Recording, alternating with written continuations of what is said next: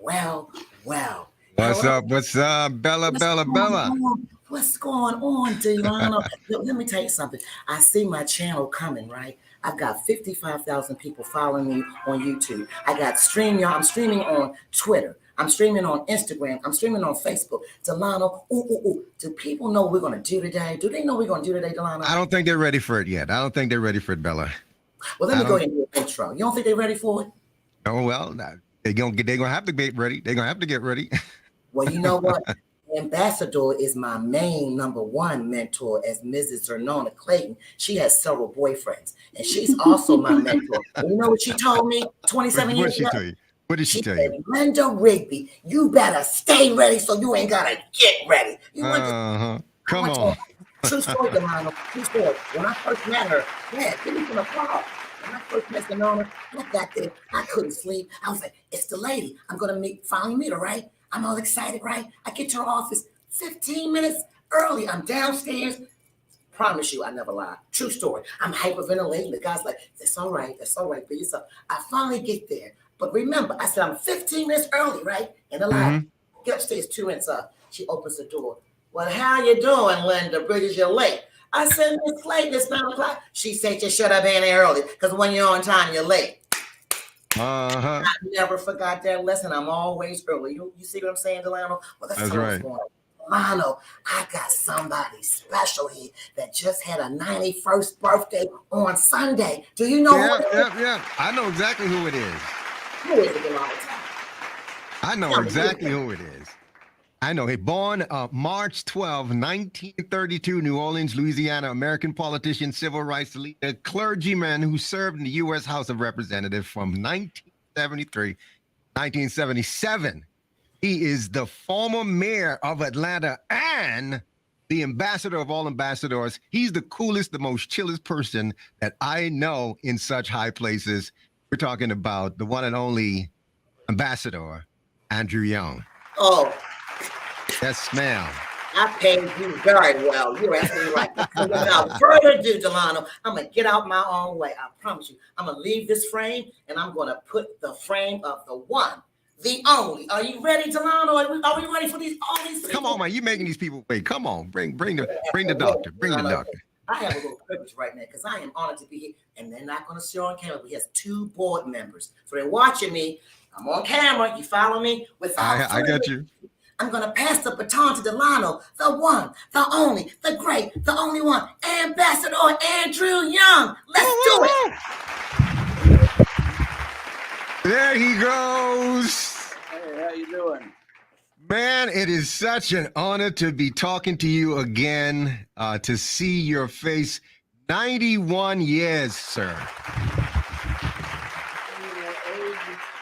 Dr. Page said that age is nothing but a number. Yeah, that's what they say. Mind over matter. If you don't mind, it don't matter. And I don't mind. In fact, I don't, I don't know the difference between 90 and 19. I'm better off at 90 than I was at 19. I was confused at 19, but the Lord steered me in a proper direction. And all this other stuff happened. But see, you mentioned my elected officials, but my most important work was when I was appointed by Martin Luther King, but he didn't even appoint me. His secretary gave me a great big box of letters to answer. And I started answering his mail in 1961. Oh, wow. And Zernona came about the same time, Zernona Clayton. And great woman. There was nobody to help him. And he was just 29. Wow. By that time. And so I came down here to help out. I had a job in New York with the National Council of Churches. I had a television show, Look Up and Live, on CBS, half hour on CBS every Sunday morning at 10 o'clock. And you were preaching? No, I wasn't preaching. I was trying to show young people that the gospel did not require the traditional religious trappings. Ah, there we go. And so we had people like Modern Jazz Quartet on in the morning, and Dave Brubeck, and we had dramas with Odetta. Okay. And we featured Black artists that were spiritual and that was singing about our problems. Mm. And basically, I did that for 4 years. But I was down in the country in Thomasville, Georgia for 3 years. And in Marion, Alabama for a year, almost a year. And how old were you during this time? Well, I went to Marion when I was 19, 20. Okay. I just turned 20.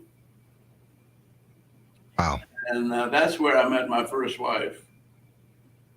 And actually, you know, the Lord works in mysterious ways, because she went to the same high school that Coretta King went to.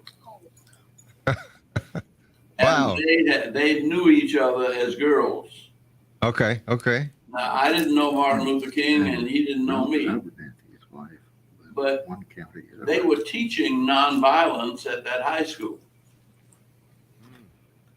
And there were a couple of Quakers that were teachers that realized these were smart young ladies, and they arranged for them to go away to school to get a college degree. So Coretta went to Antioch College in Ohio, and Jean went to Manchester College in Indiana. How is she doing, by the way, your wife, Jean? Well, Jean passed with cancer after being married to me for 40 years. And we had... Oh, your first wife. This is your first wife. That's my first wife. Okay, yes. But she kind of pushed me in the direction of the second wife. So Gotcha. She knew I couldn't make it alone. And so I've been married for 27 years the second time. Woo! That's great. That's a couple of marriage classes right there for the young people, man. I tell you what, it's easy to stay married. Okay. All you have to say is, yes, dear, and I'm sorry. It's only two phrases you need in your vocabulary. That's all you need. And don't try to pretend you're right. You might think you're right, but don't waste your time. Oh. I hope all the young folks hear that. This is wisdom coming straight from 40 years plus of marriage. So 40 years plus 27. How many is that? There we go. That's 60, 70, 72? Well, around 70. Leave it at that. Around 70. Ambassador, the last time we spoke, first of all, I just want to tell you I had a wonderful time. I felt as if I was talking to an old friend. And the way you make people feel in your presence, you kind of forget that you're talking to someone who is decorated with so much accolades and achievements, where you want to just pay homage and respect continually. But I love the fact that you really cater to the common person. Talk a little bit about why is it so important for you to have been the people person that you are today? Well, you know, I was born in New Orleans. Okay. And New Orleans is one of the few cities in America where people don't live completely racially divided. Mm. And I lived right off Canal Street. And there was an Irish grocery store on one corner, an Italian bar on another. The Nazi Party headquarters was on the third corner, and Nazi. a Chevrolet dealership around the fourth corner. And I lived right smack dab in the middle. Wow. So from the time I was, well, my daddy explained to me when I was 4 years old, and I know I was 4 because it was 1936, and the way he explained it to me was by taking me to see Jesse Owens in the movies, in movie tones. And he said, now Jesse Owens, Hitler didn't want a black man to win the 100-meter dash. When Jesse Owens won it, Hitler walked out. Well, that was supposed to be an insult to Jesse Owens. But Jesse Owens didn't pay any attention to him. He just went on and won 3 more gold medals. It is right. That's right. He said, you see, that's what you have to do with white supremacy. You don't argue about it. You just go on and demonstrate that it ain't so. And that's what Jesse did. And he said, you don't have to get mad. You don't have to fight. He said, just mind your business and do it well. Yeah. Wow, that's good. He passed on a message that sort of has carried me through life, and that is, don't get mad, get smart. That if you ever lose your temper, you're gonna lose the fight. He said, because your mind is the most powerful weapon you got. If you use your mind, I remember when Muhammad Ali was supposed to be fighting Sonny Liston. And Muhammad Ali was still a very skinny heavyweight. And Sonny Liston was a bear. Oh, yeah. Oh, yeah. My daddy said, you know, Muhammad Ali is going to hurt Sonny Liston. I said, Daddy, how can he hurt that big bear of a man? He's going to kill him. He said, no, he's not. He said, in the first place, Sonny Liston is angry. Yeah, that was it. He turned off his mind. He said, Muhammad will knock him out in less than 2 rounds. And sure enough, and that's what happened. When Sonny Liston got in and came charging at it, all Muhammad Ali said was, boop, boop, and he was gone. And we never heard of him again. Yeah. And when Jackie Robinson, my daddy was a dentist, and all these people used to come into his office. So I'd get to meet them all. Louis Armstrong was one of his patients. Oh, yeah. And that's Pichon. I mean, all the old bluesmen. Right. And so I grew up in the middle of black culture. So it was surrounded by white culture. And I got along I just figured I had to get along with everybody. Yeah, that's great.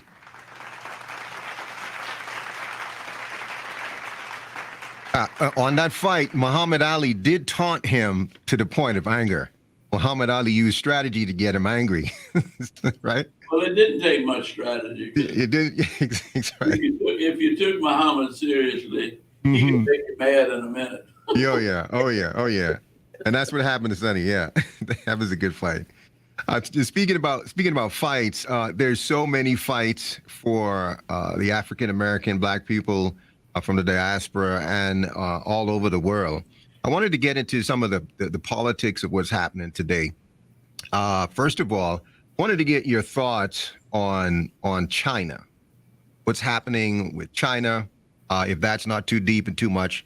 Because in a few seconds, I have a few surprises for you. I got some people that's going to be on the phone that want to say a happy birthday to you.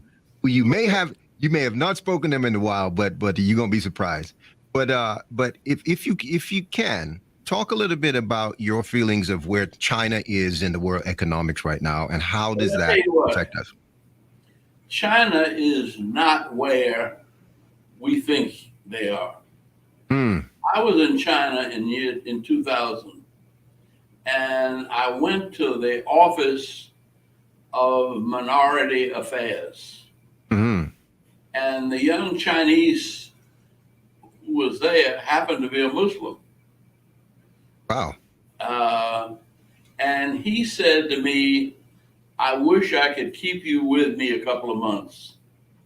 Hmm. He said, because, and he was talking about, he said, you all have figured out how to deal with race better than anybody else on earth. Now, this is the Chinese talking to me. Wow. And I said, well, I don't know whether it's all that good. He said, yeah, we have 141 different racial cultures here in China. Hmm. And, you know, China has a larger army than we do. Yeah. They spend more on defense spending, Right. but they don't have a war anywhere in the world. They are using their army to keep their own people in line. Wow. And he said, we don't know what we're doing in trying, like we read about the Dalai Lama because he stays out of the country. But the Dalai Lama cannot go back Right. to Tibet. Yeah. You know, but there are 100 or more cultural nationalities Hmm. that don't want to be a part of Chinese, you know, culture. Hmm. I mean, they don't want to be communist. Right. And China spends a lot of time dealing with them. Now, we tend to put them in the, well, we tend to treat them like we think of ourselves. But they've got a lot of problems. They've got almost 1 billion people that don't want to be a part of that government. Wow.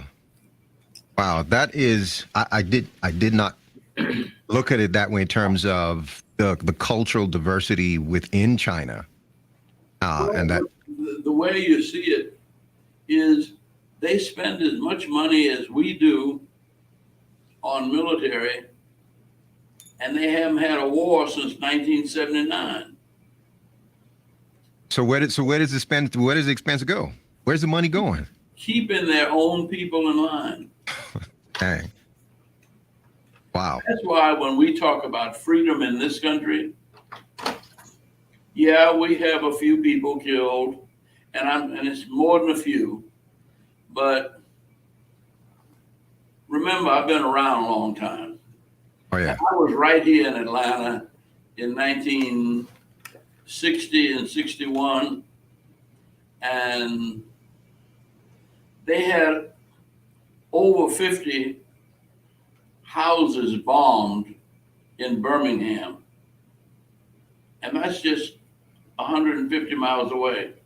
Yeah. I don't remember it ever getting in the newspaper that they were bombing black people's homes in Birmingham. See, Yeah. it wasn't until Emmett Till's mother Yeah. exposed the assassination of Emmett Till Yeah. that we saw that. But Reverend Fred Shuttlesworth came to see us. I think it was about the 19th or 20th of December in 1961. And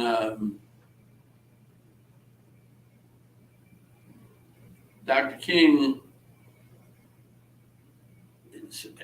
asked why was he coming, and he said his church had been bombed 3 times already in the last 2 years. And he brought us the pictures to show us. And we didn't know how bad it was in Birmingham. And that's when he said, we have to do something in Birmingham. He said, this passive resistance is not working. He said, we've been trying to wait for these people to do right. They're not going to do right until they're forced to do right. So I'll never forget. You want me to hold it? Dr. King turned to me and said, Andy, do you know any white people in Birmingham? And I said, no, why me? I said, I haven't hardly been to Birmingham. And he said, well, we're not going to have to do anything right away. But by March, we need to have a movement organized in Birmingham.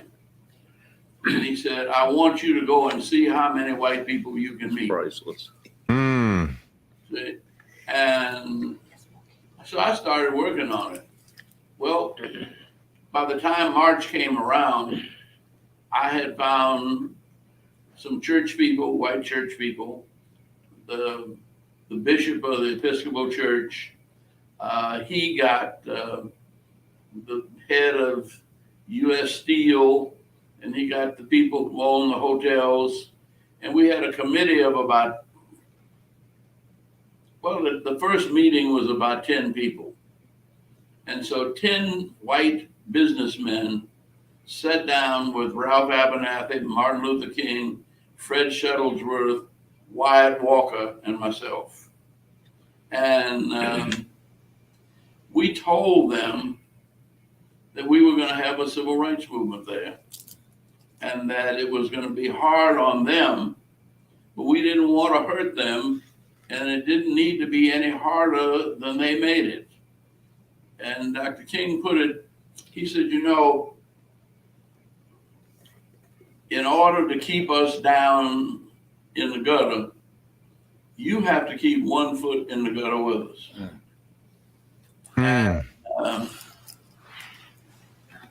what we want you to do is get your foot off our necks and let us stand up. Let us both get out of the gutter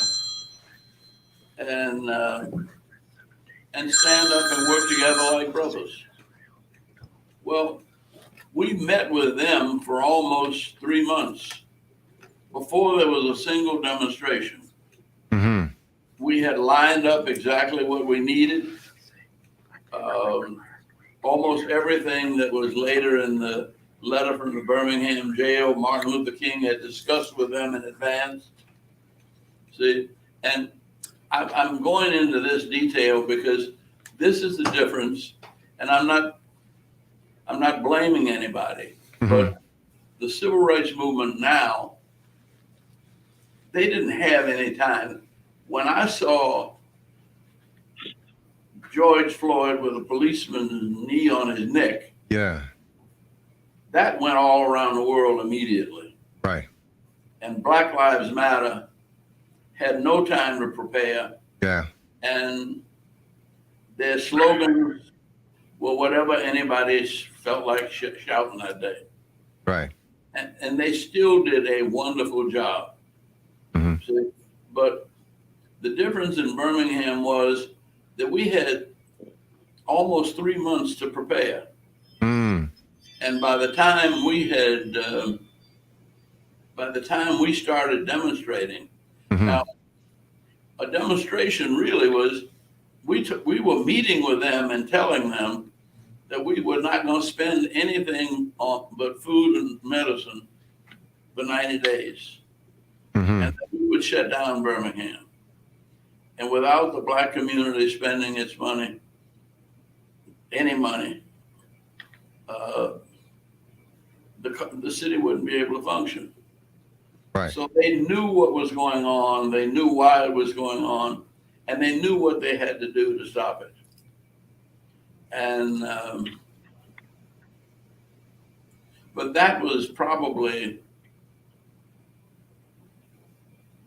that was probably the best organized movement we had. And Wow. why we got the Civil Rights Act. See, Right. and it's also why Martin Luther King got the Nobel Prize. It was also why we had the March on Washington. Right. Now, later on, after all this was over, we did have the bombing of the church in Birmingham, and we lost Right, in Birmingham, right. wonderful little girls. Yeah. But Yeah. there had been 60 homes bombed in 1960 and 61 before we started all this. And it wasn't reaching the papers at all. Nobody knew about it. We didn't know about it until Fred Shuttlesworth came and said, damn it, you all don't know? That's the third time they bombed my church. Right. They didn't. You guys weren't able to communicate like it is now with Well, we didn't have cell phone phones and radio and everything. Yeah. Mm-hmm. Yeah. But, well, we had some very good radio stations there, Yeah. but Yeah. they would not let them report even the time of the mass meetings Right. because the stations though they had black disc jockeys and black announcers, they were owned by white people. Yeah. And Ambassador, what you're saying is, well, first of all, the answer to that question that I had leads me to this point that you were able to network among the races because it took everybody to get the work done that you guys were doing. As a matter of fact, I have a networker who's known for networking right now, who would like to wish you a happy birthday for the tremendous work and the life sacrifices that you've made for not just Black people, but it's if we live together, we got to live with other people, but we got to live with everybody. I don't consider anything about my life a sacrifice. I can't think of a better life to have had. You know what? Dr. George C. Fraser is on the line here. Doc, what a line. Wow. What an honor. Ambassador Andrew Jackson Young Jr., 91 years young. It is so good to hear your voice again. And you know what? I'm going to nominate you for the Nobel Peace Prize. There we go. It's simply a metaphor. Simply a metaphor that I would like to have. I would like to have a piece of your brain and your intellect and your historical prowess to tell us and to help us to relive the story of the struggle. There's just no one that is more eloquent, more articulate about this struggle than you are. We love you for that. And we wallow in all of these stories to hopefully as eloquently repeat them to our children and to our grandchildren. We want to thank you. Thank you for being so alert and brilliant at 91 years old. I think you got another 10 left. He doesn't forget. He doesn't forget. And the details. He doesn't forget anything. Oh, it's incredible. And it's just like walking in when I hear him talk and speak, it's like walking into a living library of critical information. So I love you. We all love you, Ambassador Young. Keep doing God's work. Your last statement is absolutely incredibly true. I'm with you on that. At 77, there's not one moment that I regret and not one moment of my life poorly spent in the service of our people. And so I love you, man, and just keep doing God's work. That was great, Doc. I think we may have lost. I think we've lost him. Just a few. It looks as if his screen is reloading.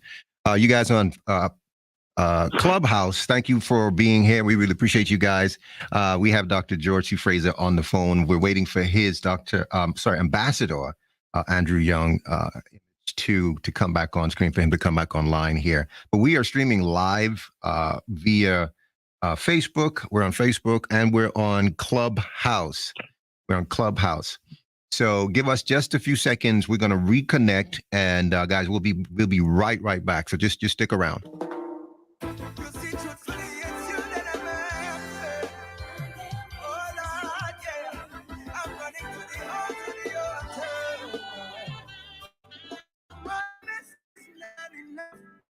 You are looking at the altar of my heart, not performance, no performance.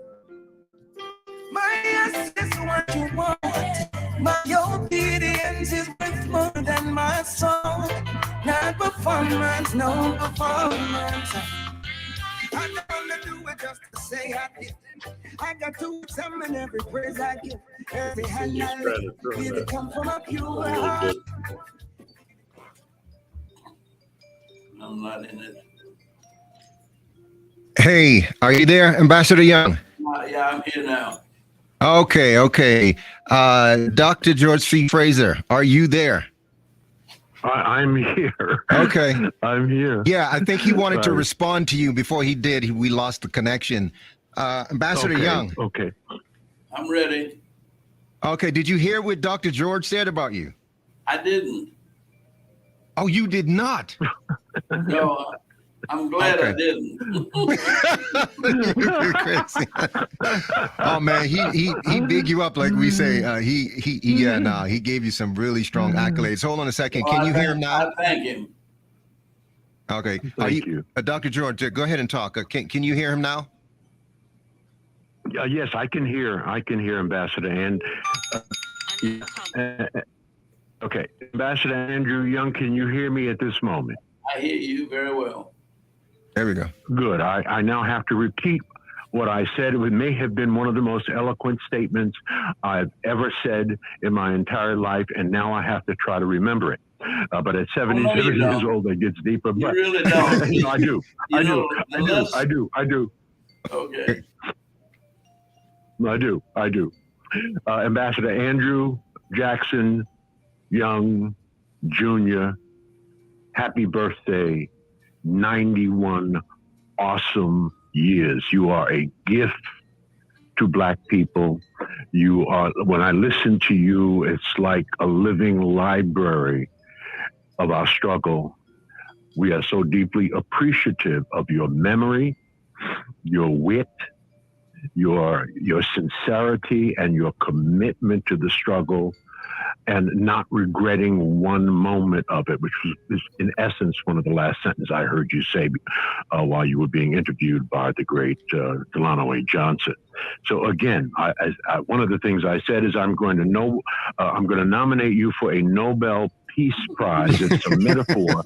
I simply would just like a piece of your memory and a piece of that incredible brain that you always demonstrated love and forgiveness and hard work to all the things that are critically important to Black people.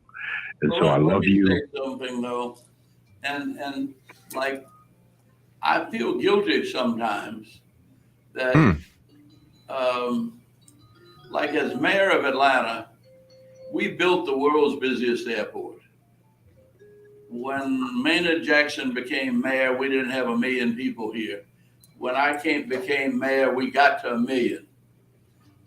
We now have 7.5 million people in Atlanta. And I'm almost afraid, well, like the airport is the world's busiest airport. But we built it with no government money. Wow. Maynard had no money, I had no money, and a brother from Florida, well, he was in New York with First Boston, and he said, look, if you all want to build this airport, you don't have to wait for Washington to send the money. I can take you to Wall Street. the money off Wall Street. Thank you. And you know, we have probably put, we don't know how much money we put into that airport. It's 10, 11 billion dollars. More. And maybe more. But what we do know is that it creates over 1 million jobs. And wow.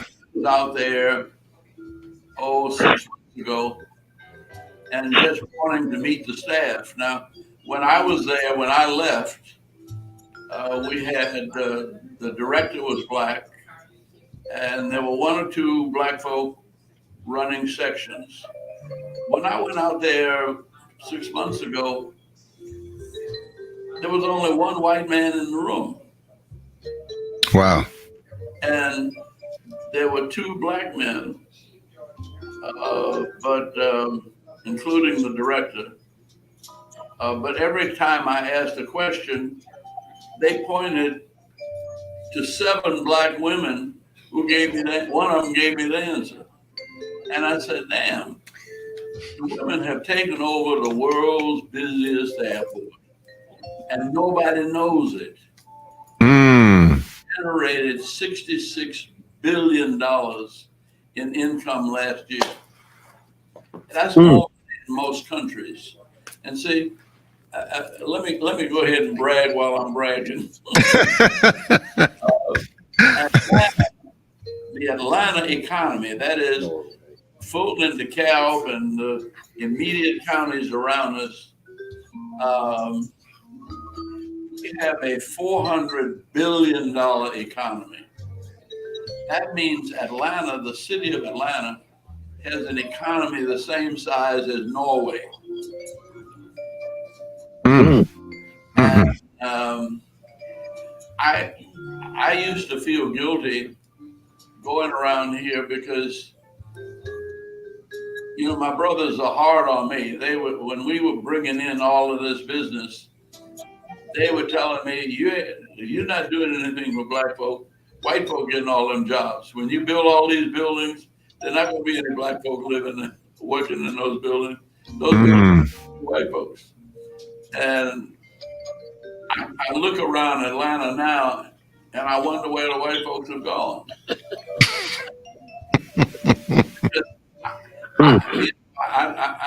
One thing I have, and I never considered it a sacrifice, but I never made any money. The mayor's salary was $50,000 a year.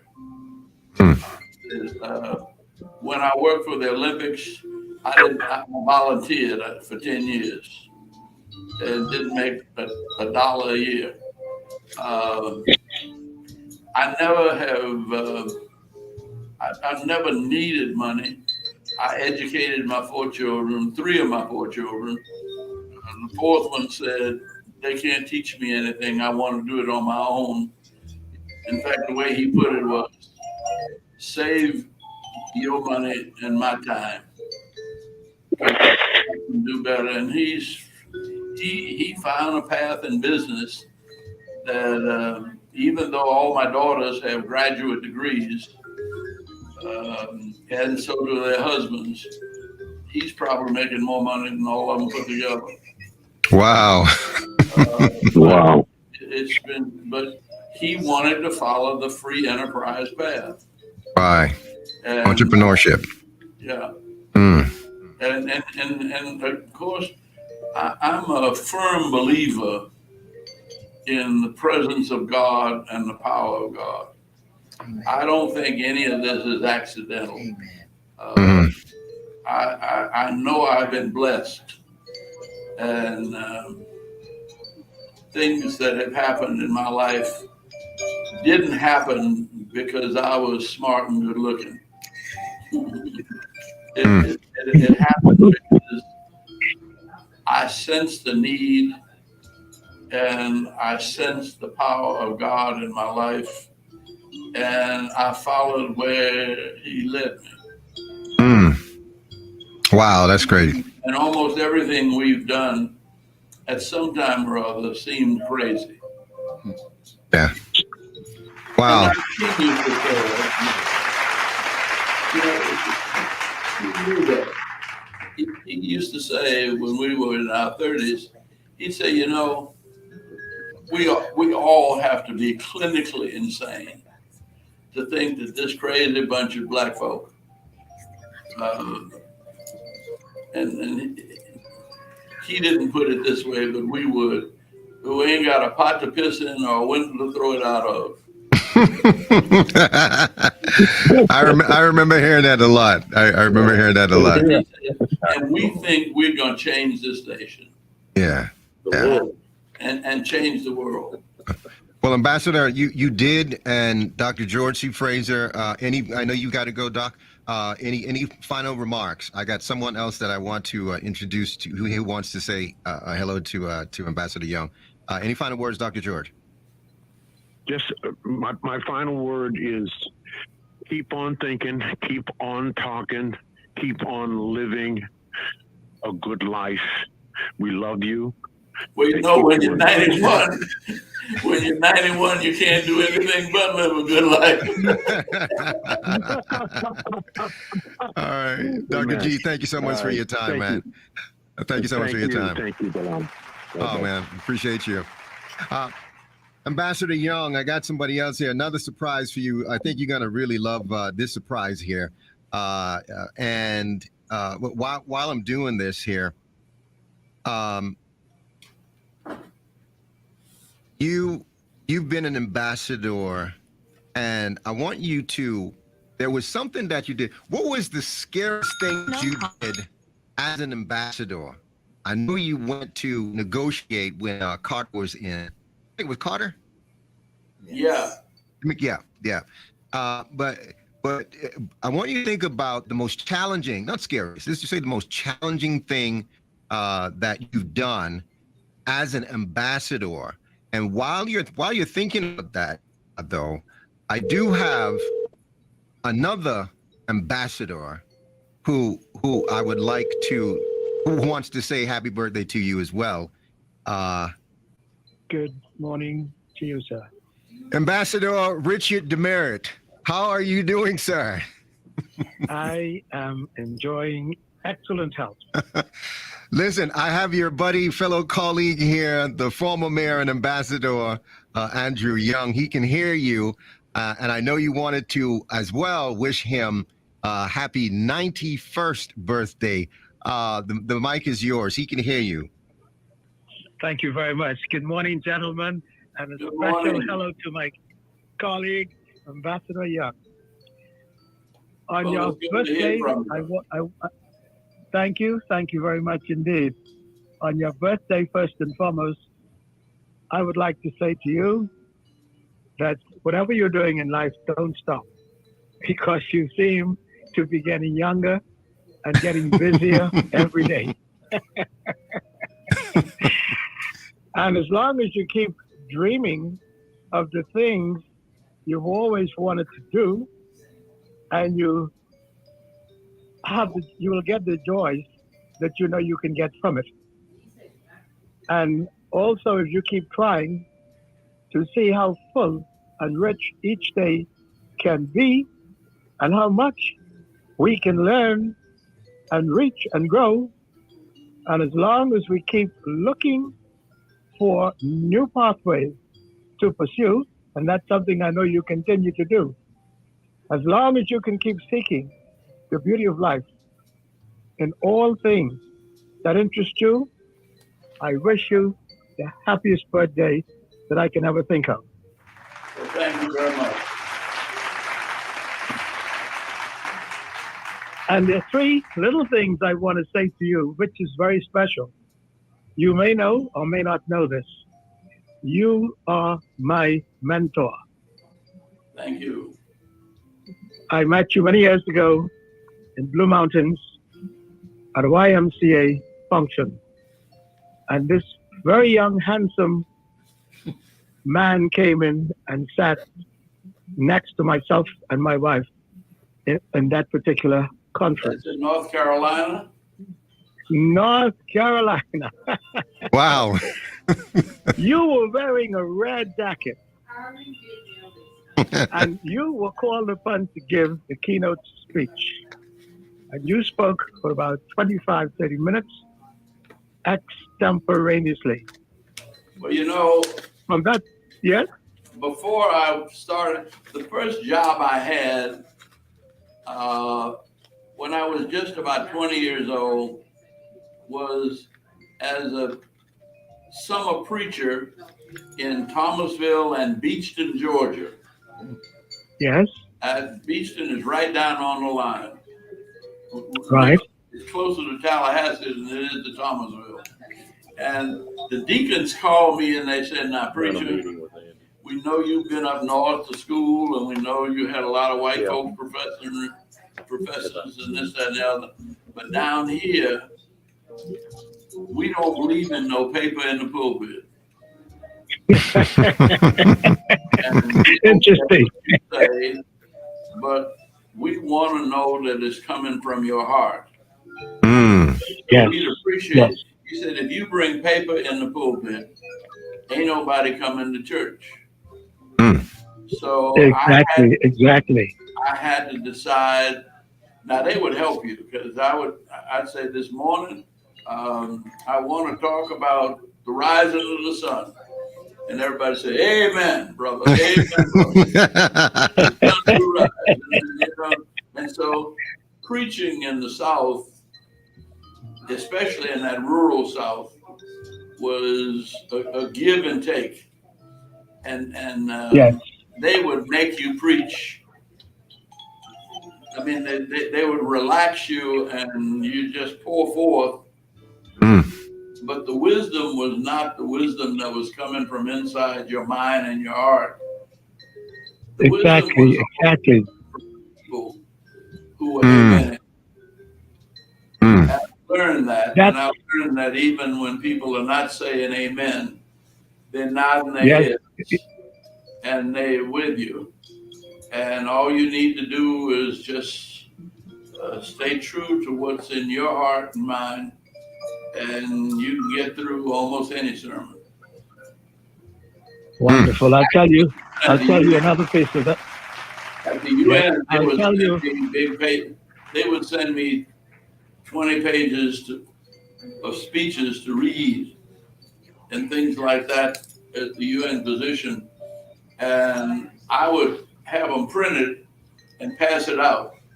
And I'd say, I passed out the statement that my government wanted me to make. But now let me tell you what it means. Yeah. And they had it in writing from the government. But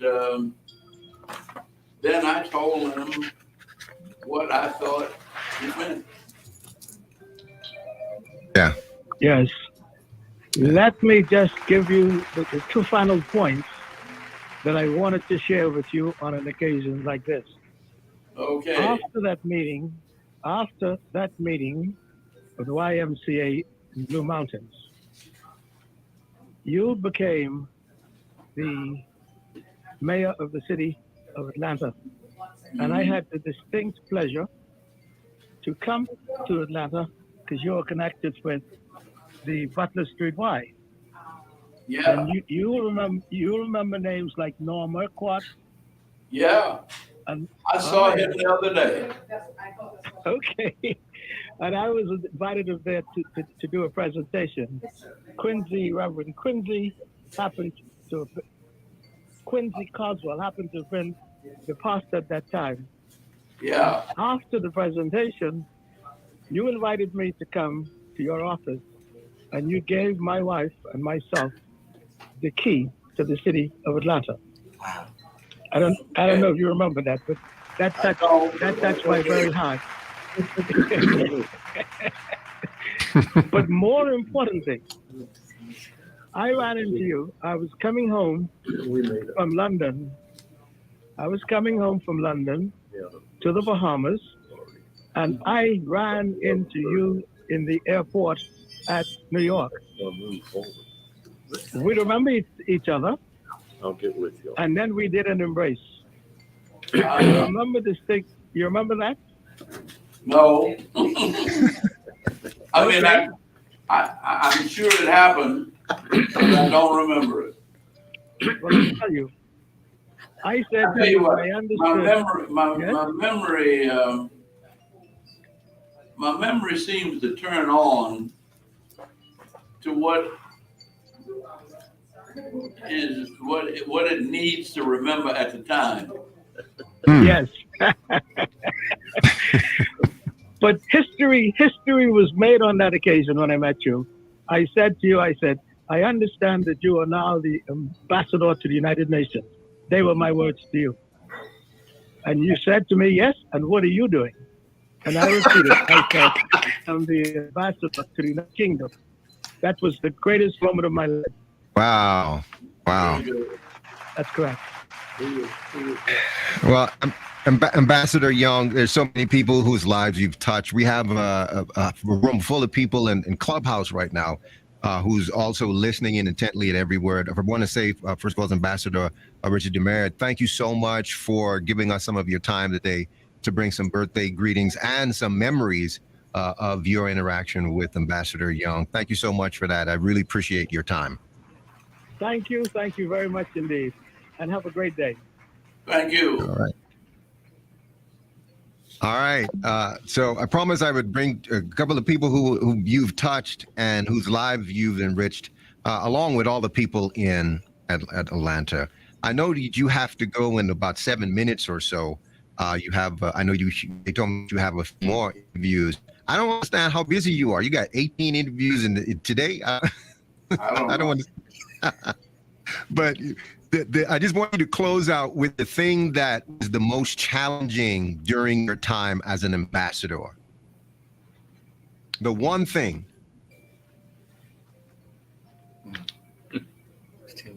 I think, Yes. the most difficult thing I had to do, the most difficult thing I had to do was probably also the easiest. Explain. In the sense that I chose to take on South Africa. Oh, yeah. President Carter had negotiated a treaty on the Panama Canal, and I helped with that. I didn't help much with Camp David, but that was one of the most difficult and dangerous things I got involved in. South Africa, Southern Africa, we really had, we had 5 presidents of Africa that were brilliant men.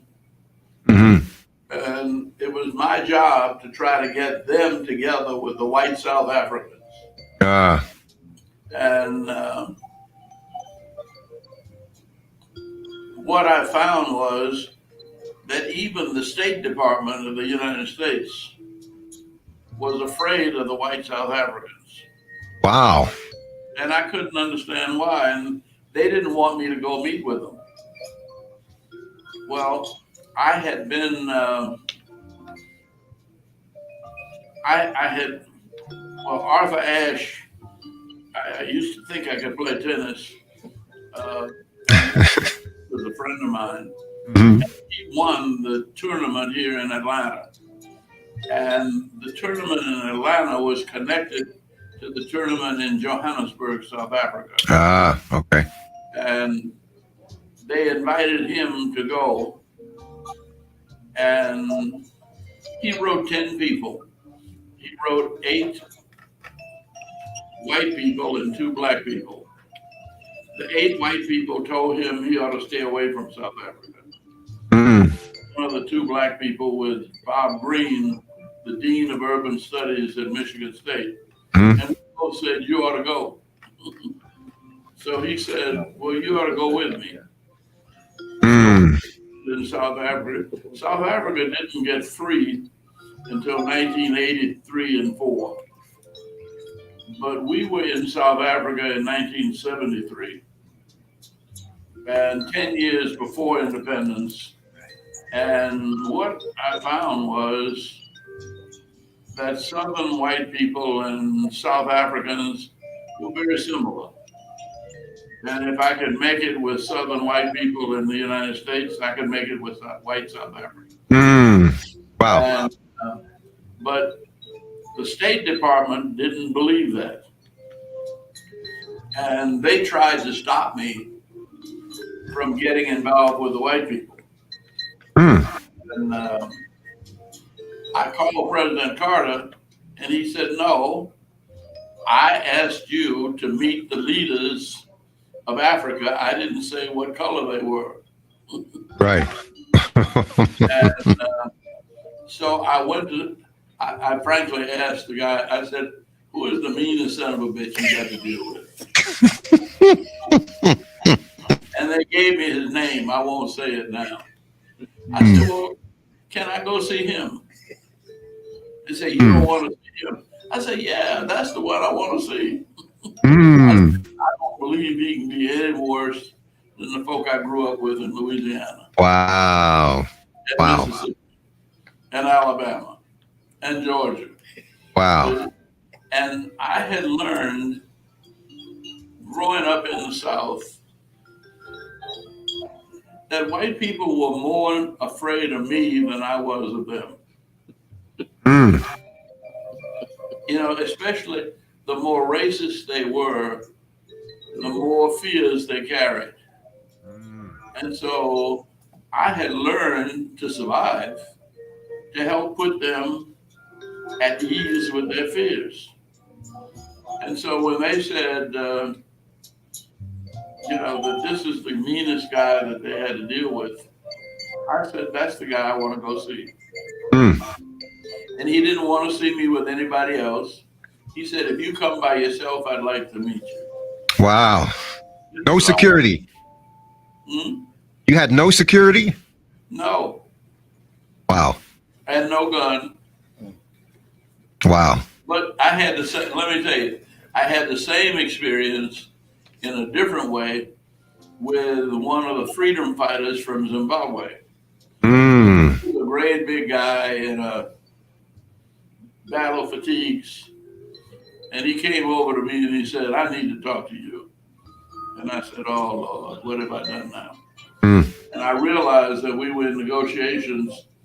I was on one side of the table, and I was the only black person on that side of the table with England, the United States, Canada, and me. And then on his side of the table, they were black and white, and you know, it was representative of the African National Congress. Right. And so, but when he came to see me, I thought I was ready to get cussed out and called an Uncle Tom and everything else. And he was, I mean, he was about 6'5". Oh, he's a big guy. You know, almost 300 pounds probably. Oh. But not fat. And he took me out on the porch and he said to me, what really happened to the Oakland Raiders? I said, huh? I thought he was talking. I said, you talking about American football? Talking about American football. Now, this is how distorted we were in our intelligence. Nobody put down that he had received his PhD from Berkeley. Oh, wow. And he said because he was so big, you know, the Oakland Raiders, they always took him for a football player. Be a fan of the Oakland Raiders. And he was following American football. Right. When I looked at the list in the intelligence book, there were 27 Africans who had graduate degrees from British and American universities. Wow. Right. These were the people that they were saying were not qualified to run their countries. Educated by them. Yeah. But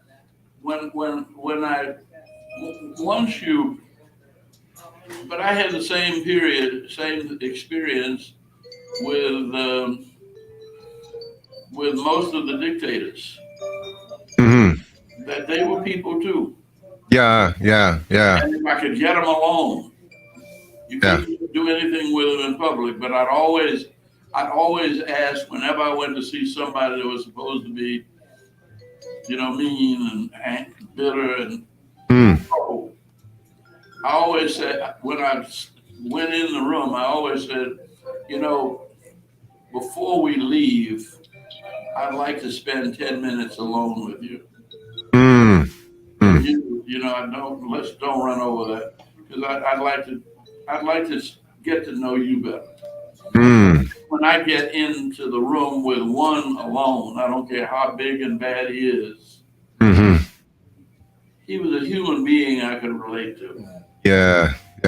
And if I showed him respect and made no judgments, I could get people to do almost anything I wanted them to do. Amen. Wow. Most people want to do what's right. That's right. They really do. Yeah. And they're afraid. They're afraid because they're surrounded by so many people that think it's easier to get by doing wrong. Oh, that's good. That's good. Ambassador, wow. I guess I see the correlation between the hardest thing being the easiest thing, because you have been prepared for that. Yeah. The life in the South had prepared you to be the ambassador that you were. Well, Ambassador, I just want to say from the House of Creativity, from all of us who adore what you've done and what you stand for, happy 91st birthday. Keep looking young. I know we're about 4 minutes over the time that we were allotted, and I know Bella is going to come on in just a few seconds, but I just wanted to say thank you for always coming on and having a conversation with me. I truly appreciate that, and hopefully we can do this again. I'm gonna hold you to this. At 92, I want to do this. I want to do this again. All right. There you go. Okay. All right. If you're able. Well, it looks like you're going to be able, sir. I don't know. Yeah, well, I plan to. Yeah, there we go. There we go. You remember that old song? Right. Keep on running, trying to make 100. Trying to make 100. 99 and a half won't do. Speaking like a true Southern preacher, man. Well, I really believe that that's basically our intention. Yeah. And that if we take care of ourselves and do what we have to do and don't worry about it. Yeah. The worry is what kills you. Yeah. If you keep faith in God, and I keep faith in this country. Yeah. I mean, I know it's messed up now, but it's not really that bad. The press messes it up. Can I get you to come here? This is the lady that put with me for the last 27 years. Get in there. Is that? How are you? Oh, I can't see her. In that. Hey. Oh, my hair is a comb. That's all Put it right. back on. Oh, you're still beautiful. Thank you. And what's your name? Delano Johnson. Hi, Delano Johnson. Yes, we met at John Hope Bryan's conference a few years Yes, ago. we did. I recognize your face now. Well, nice talking and speaking with you. Yes, nice to see you again. And you have a great day. And you're Yeah, and talking thank to you. a great man. I'm Yeah, gonna let thank you you. see me kissing. There we go. I got your sample and Gemma Over there. she took me to a place for Ladies and gentlemen, we're talking about after 91, at 91, over 40 years, 70 years married total. He's still, y'all should have seen him. He was googly-eyed and everything when his wife passed by. He lost his train of thought and had to pull her by. Listen, Ambassador, thank you so much. Bella, are you there? Yeah, she's here. She's talking to my wife. Oh, she's talking. Okay. So yeah. So thank you again so much, Ambassador. And if you want to close with any final words, So my close, to hear that. my close is that I think there's some talking in the background. We can get disrupting a little bit. Okay, good. Yeah. you know, Martin Luther King used to say, "Truth forever on the scaffold, wrong forever on the throne." But that scaffold weighs the future. For behind the dim unknown standeth God within the shadows, keeping watch above his own. Yeah. And I don't worry about tomorrow. Yeah. I mean, things really do look crazy, and we got a whole lot of crazy people that are saying crazy things as though it pays to be crazy to try to be president of this country. But we also have a president who is actually, I went to Congress the same year that Joe Biden went to the Senate. I've known him since 1973. Wow. And this is a guy whose heart is right, his head is right, and he wants to do the right thing. And if we can generate the power for him to do the things that he knows need doing, get through these difficulties that we have all over the earth. There's nothing that God puts in our path that he doesn't give us the strength to overcome. Yeah. Yeah. Great. God bless you. Great words. Thank you so much, sir. Thank you so much. And many, many, many more. Many, many more. Okay. All right. All right. Bella Bella. Bella Bella. Bella Bella Bella Bella Bella. And I talked to Miss Silva and she didn't beat me up. So, tomorrow, do we need to sign off? Is everything great? Yeah, we're good. We're good. We're signing off. I'm gonna kick it back over to you, Bella. Bella, thank you for this opportunity as always. You're the awesome Bella. Thank you so much. Appreciate you. And I'm gonna say it in front of the thousands of people. Tomorrow we're gonna get another date. I'm gonna make sure. You know, Bella, I ain't leaving till we get another date. Oh yeah. So we can continue the conversation. Great interview. All right, man. You did it just like always. Everybody, All right. thank you to my YouTube fame. Yeah. You know, to Yeah, Lala, no. to Darren fame. Are you Thank you to my YouTube Yeah, I gotta family. go. Thank you to my Facebook family. Thank you to my Instagram family. Thank you to my Twitter family. The uptick is amazing. You guys let to write it and let me know. Let's get Ambassador one more time. All right. On behalf of Bella Unplugged, I'd like to thank everybody. I don't take it lightly. I appreciate you. It was a great interview. Sending all the love. I will stay back a little bit and hang with Ambassador in his office until he kicks me out. I want to thank everybody for just representing. I want to thank everyone. I know I counted on joy. You didn't have to be here with the Bella Unplugged. I'd like to thank every single person that donated. Keep donating, y'all. I'm self-funded. Keep donating. If you want continuously programming, I'm going to try to get Ambassador and Miss Clayton. What do you think? Do y'all want that? You have to let me know. You have to let me know. So I have a leg to stand on when I present myself to Ambassador and Zanona Clayton. So they don't say, "Child, what you want again?" Okay, we want to bring them back. So on behalf of the Bella Business Club, I want to thank everyone. You guys take it easy. I'm out. Thank you so much. Bye.